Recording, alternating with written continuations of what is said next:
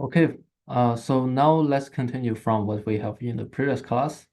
So in the previous class, we've been talking about the actually uh, particle equilibrium in 2D case, and we learned how to make use of equation of equilibrium in two-dimensional case, right? And how can we use that for force analysis? For specifically for the problem that we've been talking about, those are actually three steps. First step is to draw the free body diagram. And by seeing free body diagram, it is a diagram composed of object that we're going to analyze and all forces on it. Okay. And then for the object, then we can establish equation of equilibrium by knowing that at least. So summation of forces along x direction equals 0, summation of forces along y direction equals 0. Although there's some unknowns, and probably we don't know the magnitude of the forces that we have, and partially we don't know it is tension or compression. We assumed all of those forces are tension, and we assume that we can denote all the magnitude as unknowns, and then we establish equations of the unknown magnitude of the forces. That is our equation of equilibrium. And the third step, I didn't write it explicitly here, is to solve the group of linear equations. Okay, and we can obtain the results here. Okay, so so here's is one thing that some of you probably have your calculator that can solve a group of linear equations. Okay, so in our class, that I don't exclude that you use that you make use of any technology. Of course, it is actually limited to calculators that you have. So I don't limit that any calculator that you can use in our class. Okay, so if your calculator can calculate that, it is completely fine. But one thing I need to note here is that please make sure that your calculator is aligned with the FE or P exam, because although I don't limit here, in the future if you attend FE or P exam, so I think it is better that you get used to that environment uh, as soon as possible.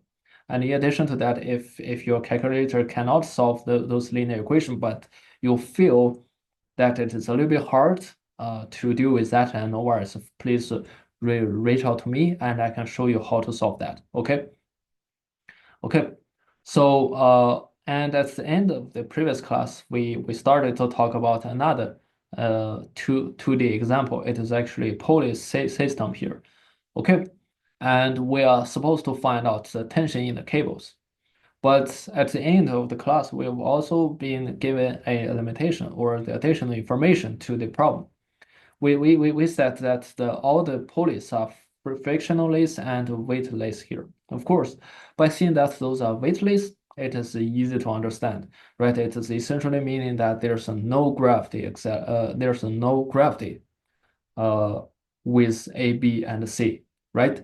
Okay, so that eliminated three additional forces in our C system, which of course is extremely good.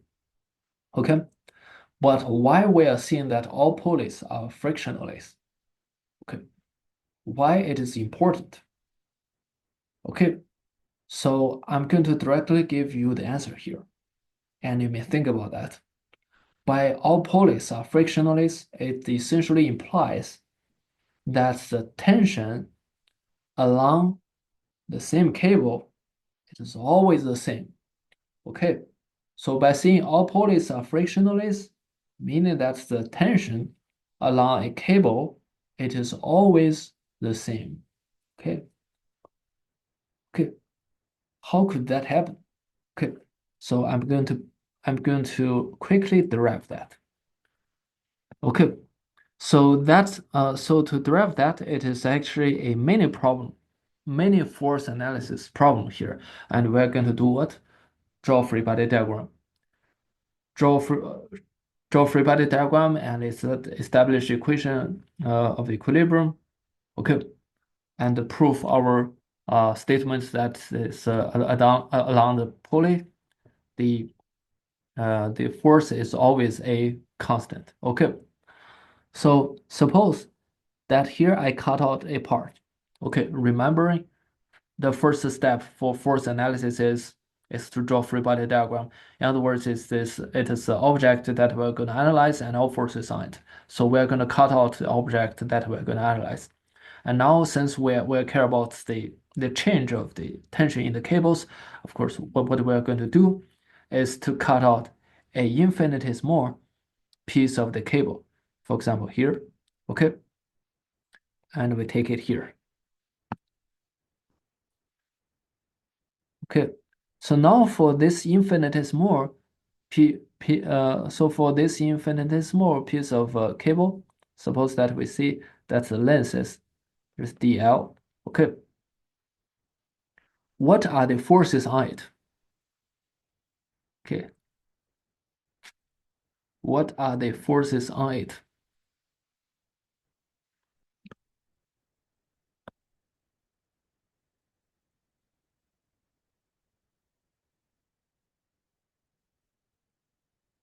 Okay. So now we have, so at two ends of the cable, we have tensions, right? We have tensions. So suppose on one end is T1 and on the other end it is T2. And you may want to you probably want to see that the cable is curved. Okay. However, please note that we said it is infinitesimal uh, part of the cable, so we can approximately see that it is a straight line. That means T1 and T2 they are along the same direction. And in addition to that, we also have a pressure, right? We also have a pressure on the cable that is from my pulley here. Okay, and but it is a pressure P, but distributed over the third L here. Well, by seeing that it is infinitesimal part, so actually I should see that the DL. Okay, so now what I'm going to do is that along the direction of cable, I denote it as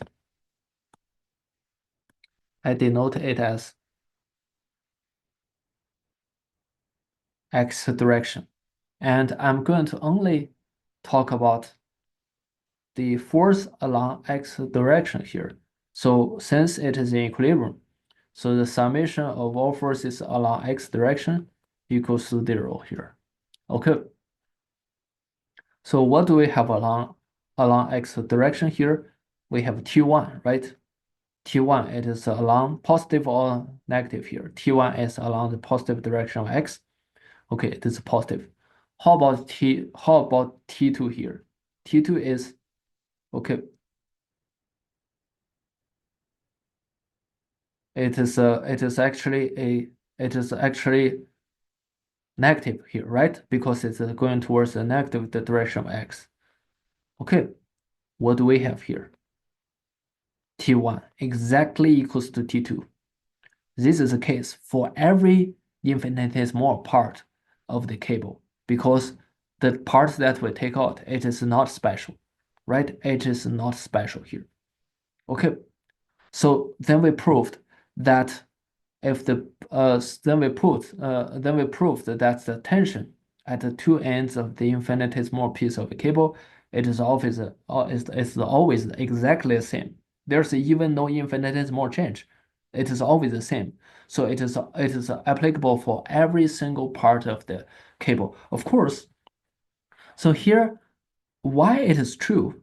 Why it is true? Because we don't have friction. Because we don't have friction. Okay, so what if I have a friction here? If I have a friction, then I will have a friction force along which direction? We will have a friction for typically friction force is along the direction of the contacting surface. So here, actually, it should be along the direction of the cable, right? Along the direction of cable.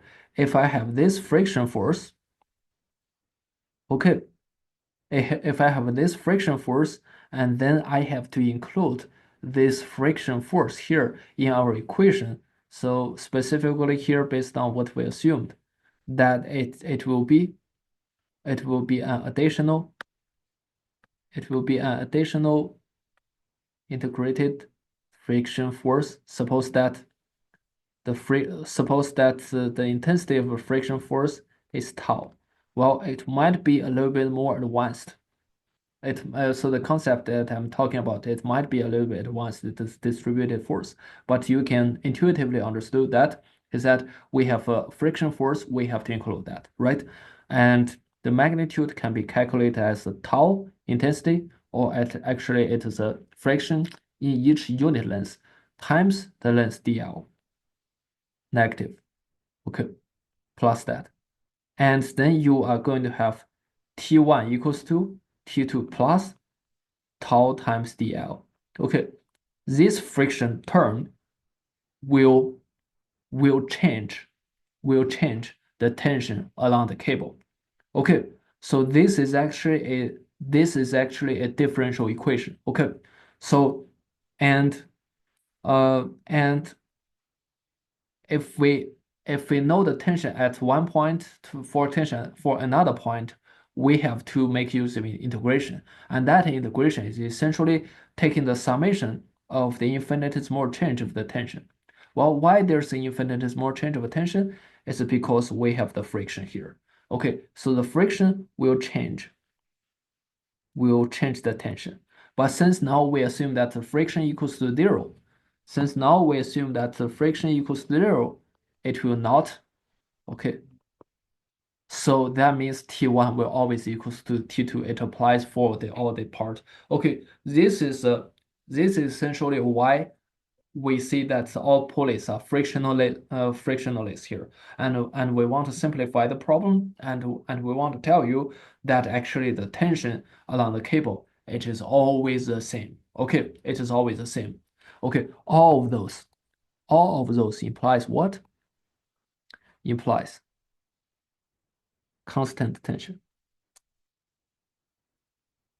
in constant tension in cable. Okay, okay. So now with this knowledge here, we can go ahead to we can go ahead to evaluate it. Okay. Okay. So again, we are supposed to perform force analysis for for this problem here. Okay. And again, the first step for force analysis is, excuse me, is to draw free body diagram. Is to draw the free body diagram here. Okay. Okay. Okay. It's to draw free body diagram.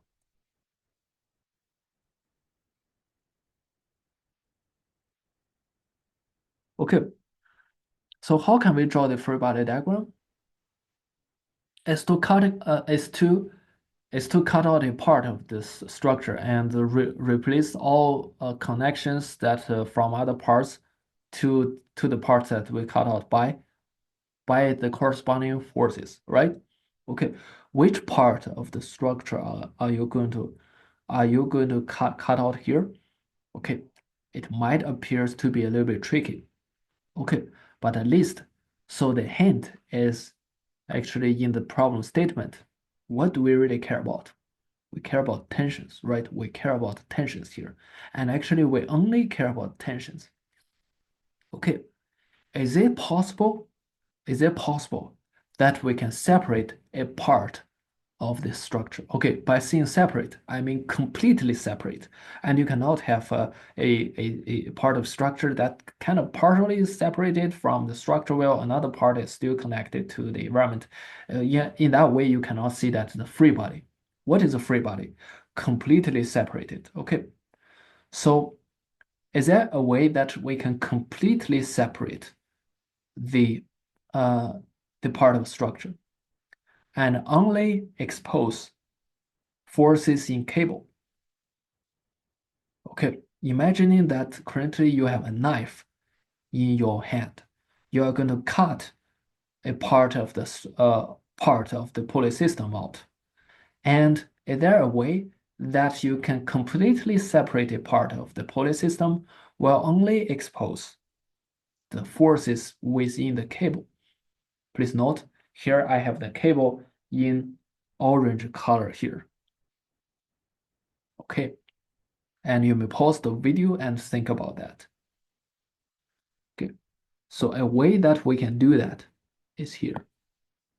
If I use my knife, cut through this part. Okay, so and I take and take and I take the lower part out. Okay, so we are gonna have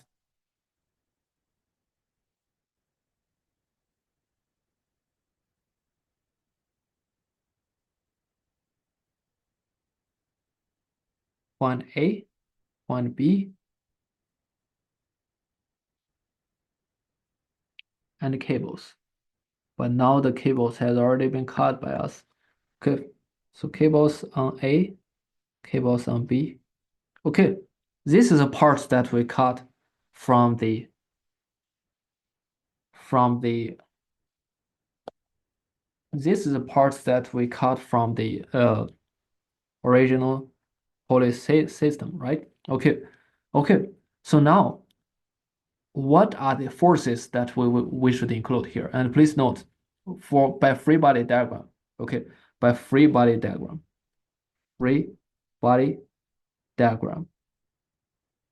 okay, FBD. So we typically should include the object that we're going to analyze and all forces on it, In other words, it is a force represents that so the force represents the connection that used to exist from the other parts to the parts that we cut out. So here we should include what? We should include, okay, so that is actually the tensions in the cables, right? The tensions in the cables. Okay, tensions in the cables. Okay, tensions in the cables. So since we cut four part of the cable, so actually we expose the four tension forces. But now, one question, key question here. How many unknowns do we have? Okay, at least we assume that on the right-hand side, on the very, sorry, so actually it is on the very left-hand side, we see that the tension is T. Okay, so what is the, so if I assume that the tension, so the first tension is T. Okay, so what is the magnitude that associated with the rest tension? Is that different from the T or will all the rest tensions be completely the same? Okay, it is the reason why we did the derivation at the beginning. And the problem is saying that all pulleys are frictionless, meaning that what? The the tension in the cable it is constant. In other words, it is meaning that the tension for the same cable it is always the same, right? So if we assume that for one part the tension in the cable is T, and we know that for all the rest parts the tension is T here. Okay, so we have already included all tension stat. And what else do we have for this part of structure? And please note that we have the weight of the object which is of 300 pound, right? 300 pound. Then we are going to have gravity. We are going to have a gravity going downward, 300 pound. Okay. Okay. Is that all we have? Seems yes, right? Okay. So now step two. Step two is what? Step two, equation of equilibrium, right? Equation of equilibrium. And please note, now do we have any x component? No, we don't have x component here. And what do we have? We only have forces along y direction. Therefore, we only need to make use a part of the equation of equilibrium. That's the summation of forces along y direction equals 0. Summation of forces along y direction equals 0. Okay, what do we have along y direction? First, 4 tensions, right? T, and we have 4 T's, right? 4 tensions. And what else do we have? We have gravity going downward. Going downward, it is positive or negative here. It is negative. Okay. Okay. So this is actually our equation of equilibrium. How many unknowns? Only one unknown. How many equation? One equation. Is the problem solvable? It is solvable, right? So by the equation, you can obtain that T equals to 300 pound over 4, right? It is 75 pound. Okay, it is 75 pound. Okay, this is actually the answer of the problem. This is actually the answer of the problem. And please note that we find that T is a positive, meaning that it is really a tension. Okay. Okay. So now it is actually the equation of equilibrium in 2D case, and we can go ahead to move on to the new topics.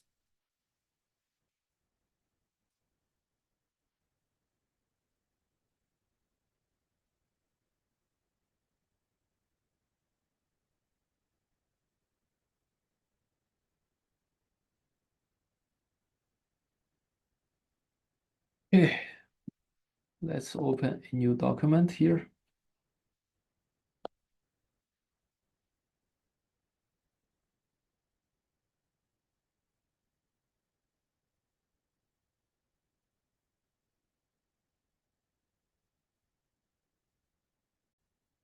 Okay, so now where we will be continue talk about.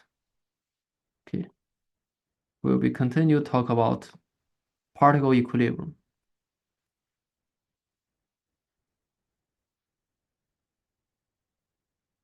But for this time, it is the 3D. Okay, we're going to talk about particle equilibrium, but for this time, it is a three-dimensional case. Okay, and recall that at the very beginning, we've been talking about, again, we are going to use our equation of equilibrium, right? Equation of equilibrium. Okay, but for three-dimensional case, what does the equation of equilibrium looks like? And first thing is that we know that object is in equilibrium, meaning that all external forces, that summation of those equals to 0, right?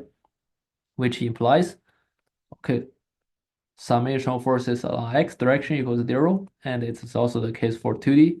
Summation of forces along y direction equals 0, and okay, for three-dimensional case, we have one additional direction, that is z, right? It is z here. Okay, but of course, again, it is pretty straightforward to write a equation out. However, it kind of tricky that how we can use that in real problems. Okay, so now probably you already see that for force analysis, typically we only spend a little bit time to talk about uh, the the theory that we have, the concept, but we take a lot of time for practice. Okay, so here the thing is that you have already equipped the knowledge to solve problems, but for skills, that really requires to practice a lot. Sometimes it can be tricky. Okay, we are going to directly introduce an example. Given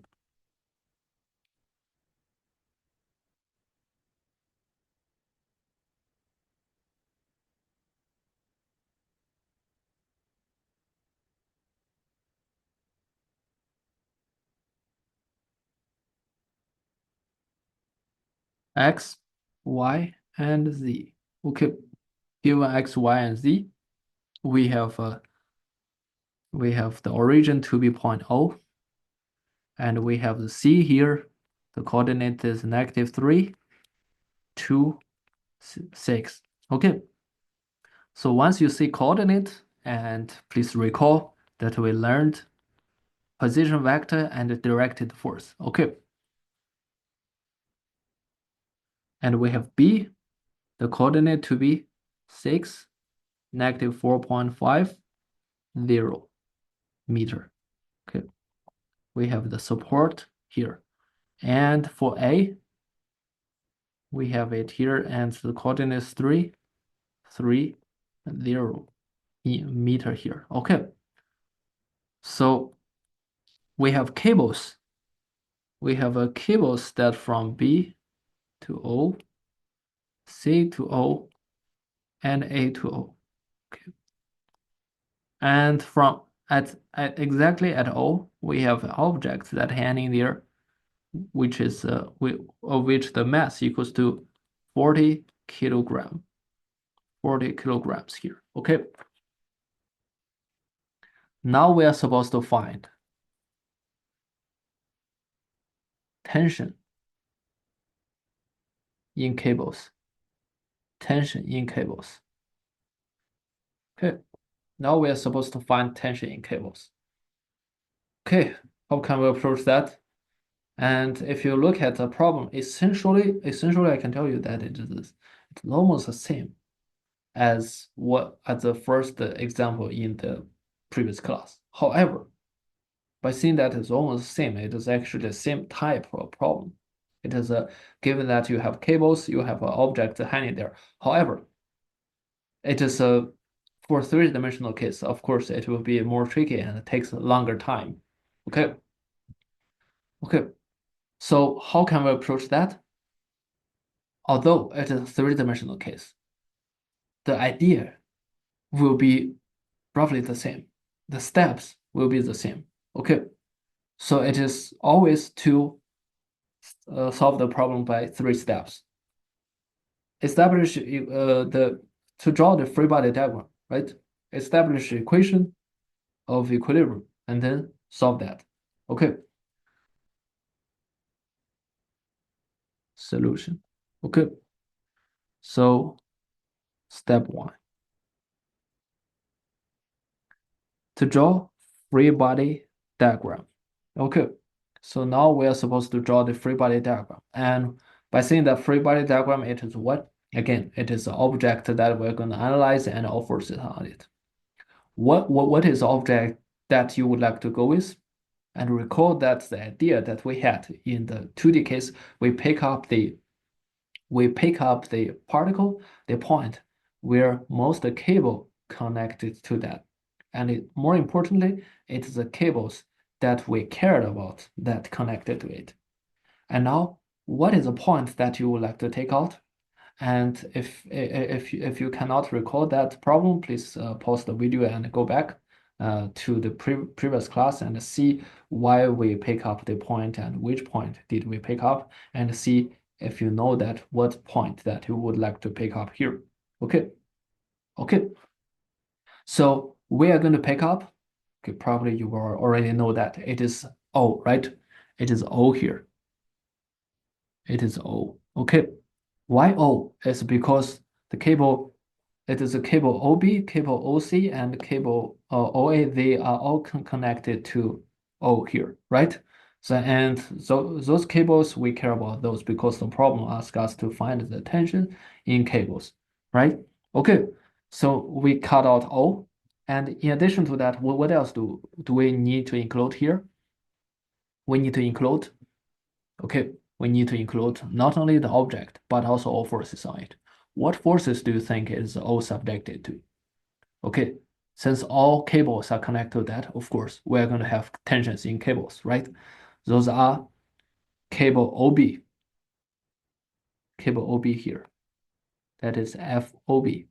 Okay, and we have cable OC here. We have FOC. And what else? Cable OA, right? Cable OA. We have FOA. And what else here? Okay, is that all we have? No, it is those are actually only tensions in the cables that hanging the object, and we have objects still hanging there at point O. which will bring in a gravity, right? Which will bring in gravity. Okay, so gravity is downward, is going downwards. We know the magnitude, we know the direction. Do we know the magnitude here? Again, we know the magnitude, which equals to mass times the gravity, right? And the mass, do we know that? From the problem statement, it is a 40, right? It is a 40 kilogram times G. So G, it is 9.8 Newton per kilogram. You are going to have it equals to, okay, so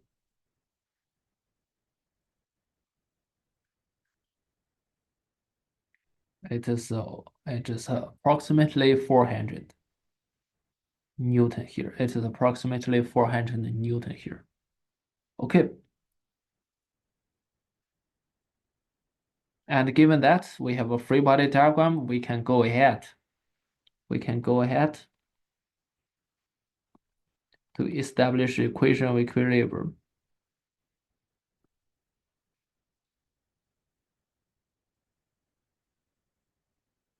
Okay, we can go ahead, establish the equation of equilibrium here. Okay, so now by seeing that we need to establish equation of equilibriums. Okay, so what do we need to do here? Okay, so if we look at the beginning, so actually equation of equilibrium, the summation of all forces along x direction, summation of forces along y direction and z direction, right? And going back to the 2D case, so we have the summation along x and along y, but before we list the equation, what did we do? Decompose the forces, right? So here is a case. It is also that we need to decompose the forces. But in other words, it is equivalent to express the forces in its Cartesian format, right? Because the Cartesian format is essentially to decompose the forces to be its components, right? Okay, so now what we're going to do is to express those unknown tensions into its Cartesian format here.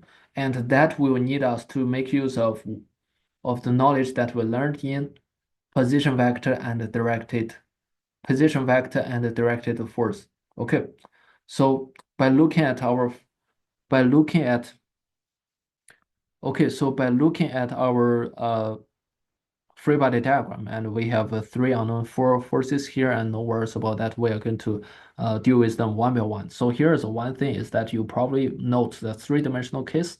Once you know that, the idea is straightforward. However, it will take more time since you have three dimensions, right?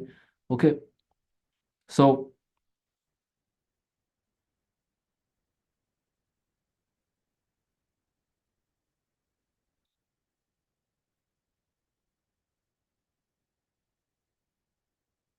we have a force OB equals to, okay, recall that what we had in our direction, our position vector and the directed force.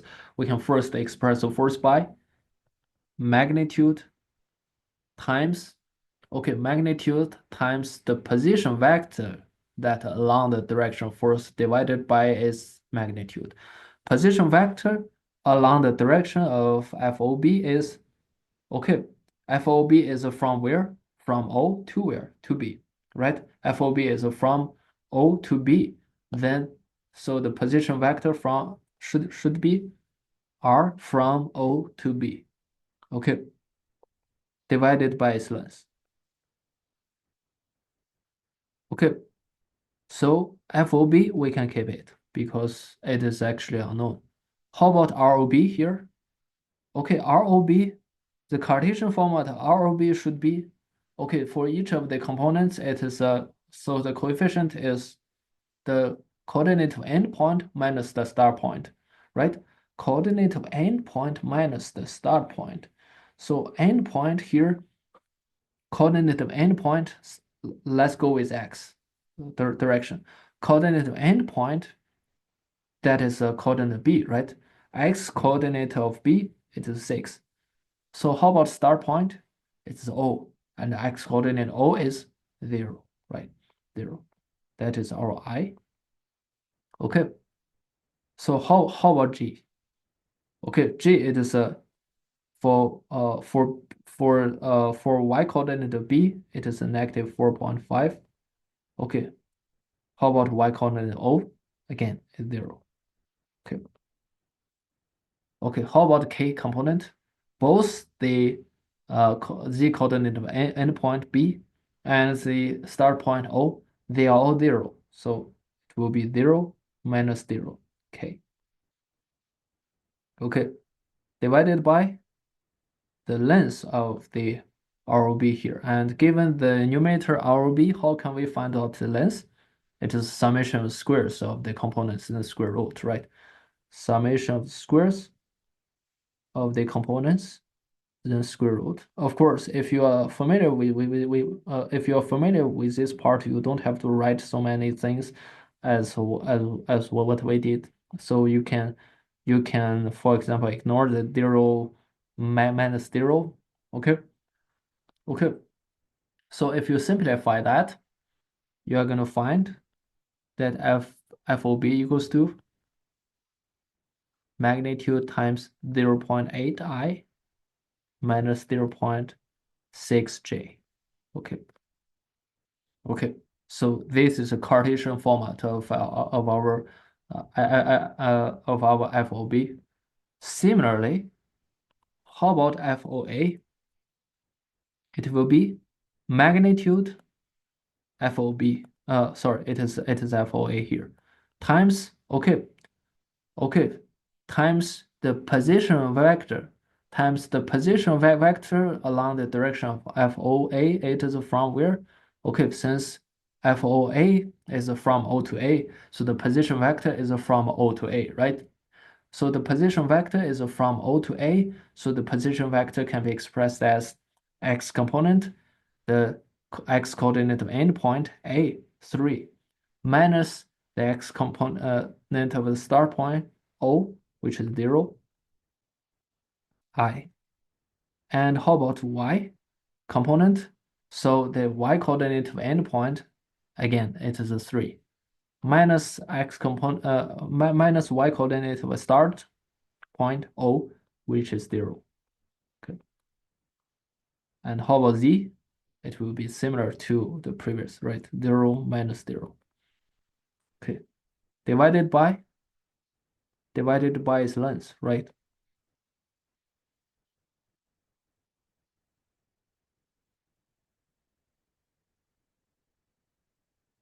Okay. So the length can be calculated as summation of squares of the components, the square root of that. And you can obtain that equals to 0.71 I plus 0.71 G. Okay. Okay, for the previous actually it's the Cartesian format of FOA.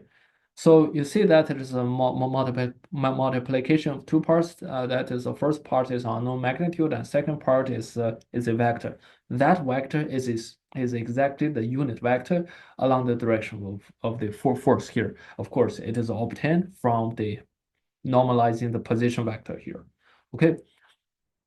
Similarly, we can find out FOC as well.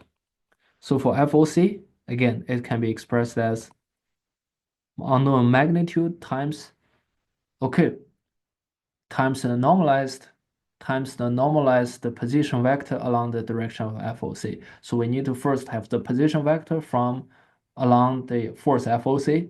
Since force FOC, again, it is from O to C.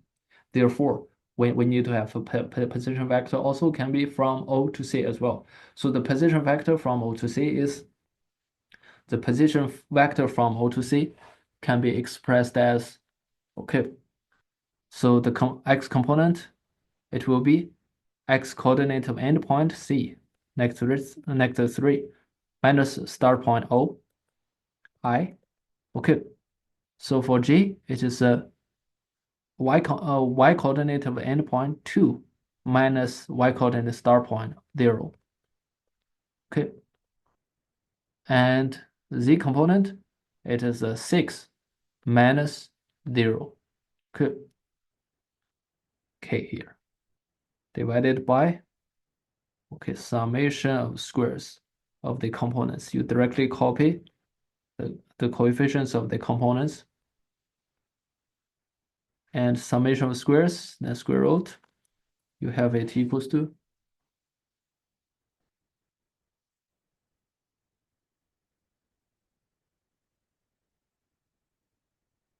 magnitude times, okay, 3 over 7 negative 2 over 7 g and 6 over 7 k.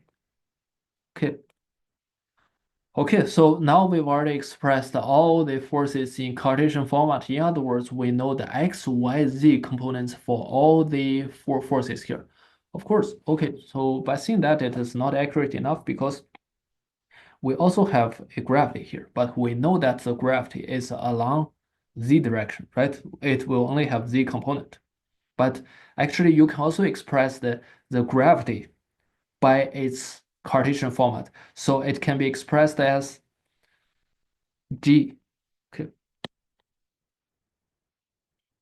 So the gravity here.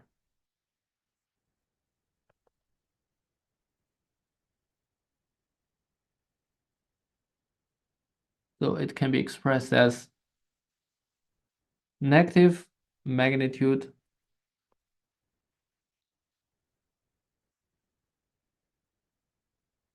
times k. Why k? Because it is along the because it is going downward here. Okay. And sometimes in the problem, you probably see that y-axis is going upward. In that case, you need to adjust that accordingly. In that case, actually, it will be a negative j component. Okay. Okay. Given those, and all the rest of the parts will be more straightforward. So we have summation of all forces along x direction equals 0, and along x direction, what we need is that we include all I components of the four forces here, and for FOB, so the x component is 0.8 times FOB. Okay, so for FOA, the x component is positive 0.71 FOA, and for FOC, the x component is negative 3 over 7 FOC. Okay, equals 0. Okay, so similarly for y, we need to include first the y component of FOB. Okay, y component of FOB going back, it is actually negative 0.6 j. Okay, it is a negative 0.6 j times the unknown object times the unknown object ma magnitude negative 0.6 FOB. And please note that given all we have in this line along y, so we actually ignored the j. So you can directly discard j here.